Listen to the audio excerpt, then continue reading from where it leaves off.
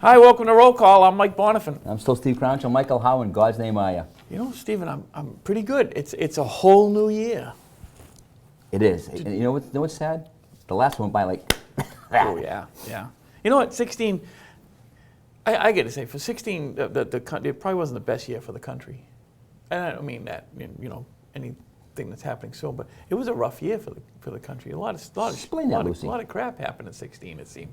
So I'm hoping for a quieter, more peaceful 2017. I couldn't agree with you more. I mean, I just saw that. I don't really follow that close, but Chicago had 700 some odd murders. So, like 762. That's just terrible. Yeah. And ambushing policemen. Michael and I got a personal interest in that. That ain't very good. I don't like that at all. No. But yeah, you know what? If you look back at it, there was some silliness in 16. Yeah, I'm not going to miss that. Yeah, I'm really looking forward to a much better 2017. Did you make any resolutions yourself? I did, Mike. I made one, and I'm going to try to stick to it. I want to see 2018. Okay. That's my resolution. That's a good resolution. Yeah. Little challenges, you won't be disappointed. Tune in a year from now. We'll see if Steve makes it.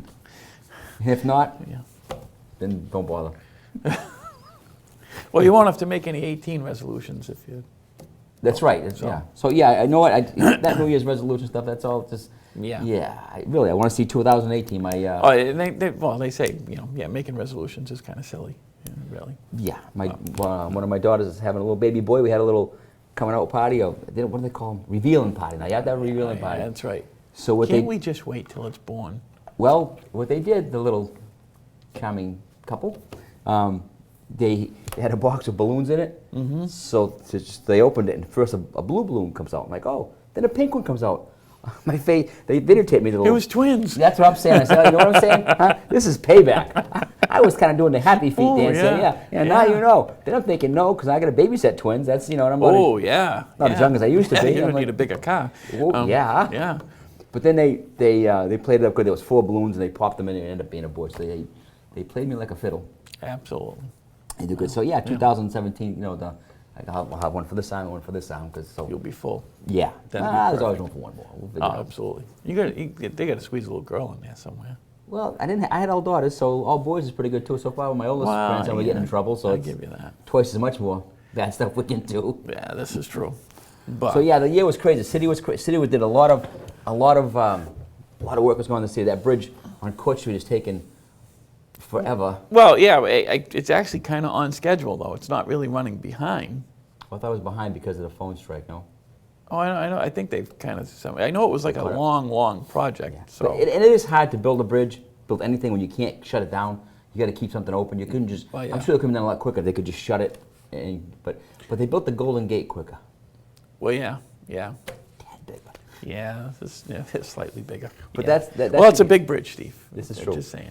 I guess that'll be done. But then the trouble with Taunton is we built a lot of stuff and never maintained it, and it's all coming to a head at once now. So 17's got a ton more work again. This traffic's gonna be miserable. Oh, and that's not the last bridge. No, that's right. There's more bridges to do in town, and there was work. Well, there was work on Ware Street as we finished the year. They kind of closed down for the season. Right, but it's not done. And then we had a little underground explosion with the electric around New Year's. So they've been out there with the intersection closed down again for like 4 days. So it's been fun. Coming this season, 17, the warm weather again, it's going to be the same. As Americans, we're great builders. We are terrible maintainers. Yes. The sewer system was put in 120 years ago, and they just forgot about it. They never maintained it. It was built to last, Steve. And it did. It did. It lasted 100 some odd years, but little maintenance here and there. Yeah, does help. Yeah.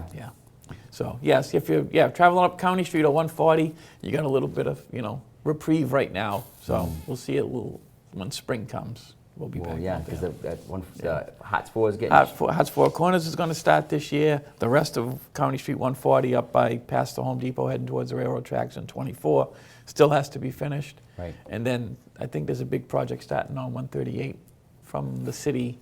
That's the old friendlies. So yeah. Keep them coming.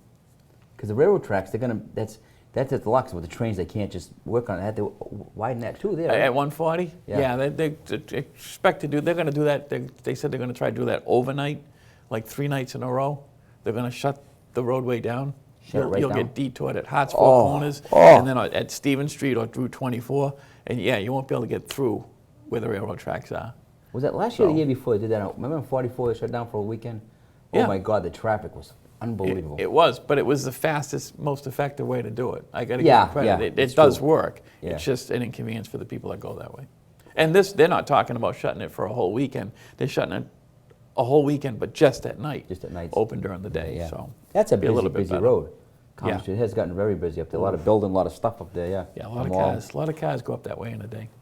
Yeah. Unbelievable, yeah. Speaking of the mall, losing Macy's. Just saying. Going to Yeah. be a test. Yeah, the mall has survived a lot, and then they're working at it. They are improving, not trying, they are improving. The movie that's up there is, they did a lot of work in the movie, like nice comfortable seats. You can Oh, buy an yeah. adult beverage if you want, not that it's become an issue, but it's very nice now. Yeah. And to lose Macy's, that big anchor store, Going to be interesting. yeah. Yeah. Yeah, so then they, So if anyone has any ideas out there, who they think should go into Macy's, let us know. well, you know, I'll let them all know. as you're talking, I had an idea. Who? When Old Navy went out, they put in Bristol Community College. Yeah. Yeah. So now, Macy's is bigger, so they should put Bridgewater at the end. It's a bigger school. Bridgewater State College. There you go. It's a university. Oh, whatever. Bridgewater State University. Yeah, one of them schools. Yeah. I just There you go. solved it. We'll turn it into a Big school. college campus. Yeah, Perfect. I'm glad I'm not them all. I don't know what they're going to do. It's going to be interesting. Yeah. All right. Everyone complains because we talk too much, and we just probably talk for 10 minutes about everything else but police work, so we should probably do some. And that's still going. We have a bunch of new guys. Had a Yeah. bunch of guys retire. Yes, Uh, yeah, they will be missed. Yeah, we had a lot of older guys retire. Got a bunch of new guys coming. The chief told them they're going to need new guys, and we got another 7 going to go this year. So then, of course, for 3 years, you're going to lose over half your Yeah, department. or well, close to yeah, half. and you know, the city has hired, but not even really to keep up. We're it's still, still we're not, negative. our numbers aren't going up like they need to. No. Our staffing is not increasing. We just have. just maintain Yeah, that. we're Oh, just actually, barely maintaining barely what we're maintain- losing. yeah.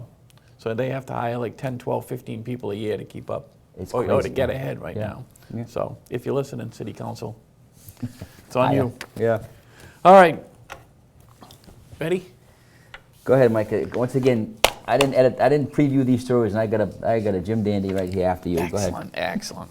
All right, this is a report from Sergeant Jeff Martin. On our department, if a cruiser gets into an accident, a supervisor has to come out and do the accident. It's only fitting. And that's what this was. A police car was involved in a motor vehicle accident. However, the police officer was not in the car at the time. The other car that struck the police car, well, he was actually innocent too, but a third car, a third vehicle, a truck, let me set it up for you. The police car was on the side of the road.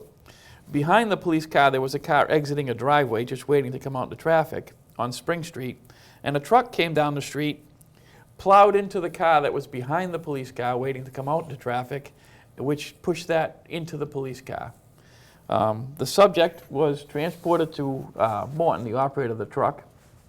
He was identified as Richard Washburn.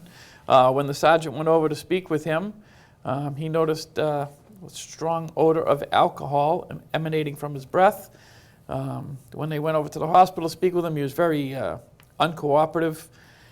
There were no skid marks, nothing to show that he tried to avoid the accident. He pretty much just drove down the street and drove into both the cars there. So, Mr. Washburn was charged with operating under the influence of alcohol and negligent operation of a motor vehicle by the sergeant. Minor damage to the cruiser, by the way. Okay, what car was it? It was a police car. Black and white one? Yep, it was one of those. Good. Yeah, I don't Yeah, know just which one it curious. was. It's a good question. Okay, this is a report. Most OUIs were, you'd think you'd learn by now, but especially over the Christmas season. But this is a report of Officer Bob McDonald. This happened, well, the report was done at 1 o'clock. This happened about 9 o'clock at night, 10 o'clock at night. They got a call of a dispatcher 85 Oak Street to investigate a motor vehicle crash. While he was en route, dispatcher Mora advised Bobby that the vehicle involved had left the scene and a tire was left in the roadway. They also got information, actually I don't know how they got the information, that the car was up and parked at City Hall. When he got to City Hall, a Chevy pickup was in the parking lot with extensive front end damage extensive damage to the right side of the vehicle. This Chevy pickup was missing 2 fender flares and a taillight, which matched the vehicle parts. It was at the scene back at pole number 22. The officer also observed a male subject, later identified as a Nelson Cabral, standing outside the vehicle. Bones, I'm telling you, I'm going to kill you. This officer, Folks, you heard it here. He just threatened me. Officer, you know, it wasn't as funny when I was reading it and it wasn't a whole bunch of people. The officer observed Mr. Cabral pulling up his pants. It appeared to this officer that Mr. Cabral may have urinated in the parking lot. Bobby gets out of the car, talks to Mr. Cabral. Mr. Cabral says he doesn't know why the police are here, he just wants to go home. The officer then asked Mr. Cabral for his license, and he stated he didn't have one. The officer asked his name, he really didn't come up with one. Officer Roy looked inside the passenger side door and located Mr. Cabral's Massachusetts license resting on the front seat. That's how they knew him as Nelson Cabral. As they were looking around and standing there, it appeared that Mr. Cabral defecated on the pavement outside the vehicle. Okay.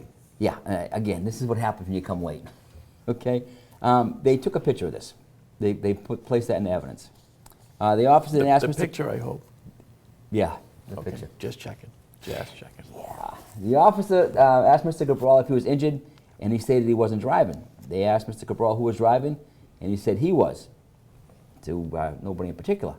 Again, they asked Mr. Cabral was involved in the accident. He says he doesn't know why the police were there or what happened. During this conversation, Bobby could detect a strong odor of alcoholic beverage emitting from his mouth. His eyes were bloodshot and glassy, and he was unsteady on his feet. They checked the area. In the meantime, a friend of Mr. Cabral shows up. They talked to him, and they asked him, he said he showed up because Mr. Nelson called him, Mr. Cabral rather called him, and said that he needed a ride home. He showed up and said that he called him, said he was drunk and needed a ride home. This officer identified the subject and advised him that he could leave. At this time, the officer requested Mr. Cabral to perform a physical sobriety test. At that point, he refused. He was placed under arrest for drunk driving. When we came back to the station, the registry check of Mr. Cabral's license confirmed that he was suspended. He was charged with OUI liquor, second offense, negligent operation of a motor vehicle, leaving the scene of property damage, operation of a motor vehicle with suspended license, and he was issued a citation for the above, and obviously his car was towed. I've been around for a while, and I've seen strange things. That's up there. That's a keeper. Yeah, That's because a keeper. we've all done silly things, but I've never done that. No. In the list of silly, I've never. No.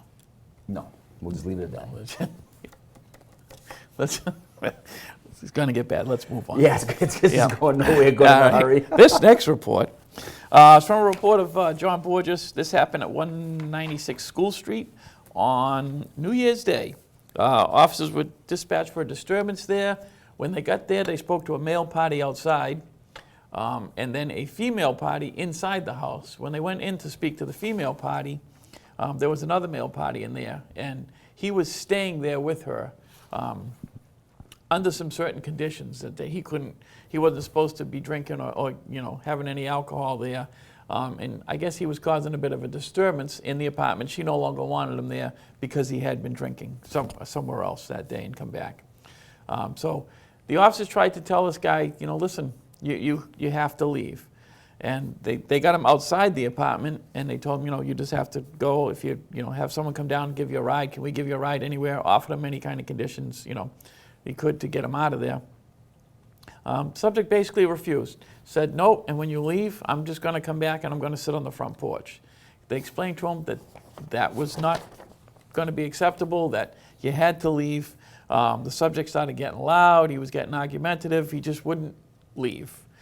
They gave him several warnings, told him also that if he did come back after leaving, that he could be subject to arrest. Well, it never even got that far. He continued to argue with the officers to the point where now he was going to be placed under arrest for trespassing after notice and disturbing the peace. As they went to do this, he decided now he didn't really want to get arrested, so he kind of resisted a bit, so that added the charge of resisting arrest. And after they had him in custody, they noticed he had a weapon on him, which was a knife. So he was also charged with disturbance while armed. He was identified as Jace Pastrana of the city. He didn't defecate in the parking lot? He did not anywhere near it. Nope. This next report is a report by Officer Dunham, Brian Dunham. This happened on New Year's Eve day, about 1 o'clock in the afternoon. He got dispatched to a report of a motor vehicle accident by Park News downtown, 28 Broadway. As Brian pulls up, there was 2 vehicles over to the side that were involved in the crash also. Several people were telling Brian that the vehicle, a third vehicle, a black Dodge Ram pick-em-up truck, was involved in the crash and took off and was up by Joe's down in the rear of the parking lot. Another cruiser, car 6, was coming the other way, went in the back of the parking lot, and sure enough, there was a vehicle. So Officer Dunham goes up and speaks to the guy with the commercial reg, blah, blah, blah. Officer Dunham observed 1 male occupant in the pickup and requested a driver's license and registration. While the operator made an effort to locate these items, Officer Dunham could detect an odor of alcohol through the open driver's door window. He was identified himself as a Norman Bullier, Jr. During this time, and without being asked, Mr. Bullier stated that he panicked when the accident occurred and he had had a drink, and that's why he took off. It just makes it worse. If you're in the wrong to begin with, just stay there. You're in doo-doo anyway, so don't make it any worse than what it is. Because their mother still watches the show, because it would be bad. Then they asked Mr. Bullier to perform a standard field sobriety test in order to determine his ability to safely operate the vehicle. They also brought a portable breath test. Officer Dunham had to do the following test: alphabet recital, a leg stand, finger to nose, 9-step walk and turn, and again the portable breath test. He did not do well on the field sobriety test, and he blew a .015 on the portable breath test. .08 is legally under the influence. Boy, he blew a 0.15? Blew a 0.0.15. You want me? Yes. So 1.59, so it's almost. Yes. That's up there. Yeah. Yeah. So and if that's the case, and if he didn't have a big glass of vodka, then he shouldn't have drove. If he's not a drinker and it affected him that much, maybe he drank more, who knows, but at that point, he should have said, you know what, I just had a little cocktail here, I gotta wait. He was placed in handcuffs, escorted to the station. He was subsequently transferred to town police station where he refused taking an additional breath test to determine his BAC, which is blood alcohol content. So he's charged with OUI liquor, negligent operation of a motor vehicle, and leaving the scene. Again, it's bad, and he just made it worse. Absolutely. I think you're going to see a big push in over the next coming year, because there was actually a story just on the news today about that they're seeing just that distracted driving and the drunk driving picking up again. Yeah. And they're going to have to do something to stop it. So Well, I think you're going to see a big push for OUIs again. Well, first, on the distracted driving, again, pet peeve, they were all hot and bothered in July, and I don't know what happened to the rule. It stopped. You don't touch the phone. Because in Mass, we're so stupid that we can dial a phone, but we can't text. And let me tell you, distracted dial and distracted text, and there isn't much difference. Oh, no. The phone, No. it's hands-free. If, and if your car doesn't have it, you get the little ear thing for $100 or $50, or your car has that touch thing. You know what? If it's that important, wait. But let's this legislation has to help us a little bit, because if you stop a car, unless you're sitting beside them looking down, which as a policeman can be difficult, let's start with that for starters. Yeah. Everybody's got to be like multitasking now. How about drive? And one of the things that you should do just on its own is driving. You're behind the wheel of a 4,000-pound machine that can go very fast. How about just driving? Absolutely. And don't drink before you do that. Yeah, again, It's that easy. Because it's very, very expensive. If you, heaven forbid you hurt somebody, you got to live with that. But if you don't, you get caught, it's hugely expensive. Yeah, crazy. But anyway, so here we are, 2017. We hope you have a great year. And my New Year's resolution is that I will come early and screen the stories better. There's my New Year's resolution. You'll see, you've already learned something. See? It's a better year already for you. It's already starting better. Thanks for watching, folks. Thank you.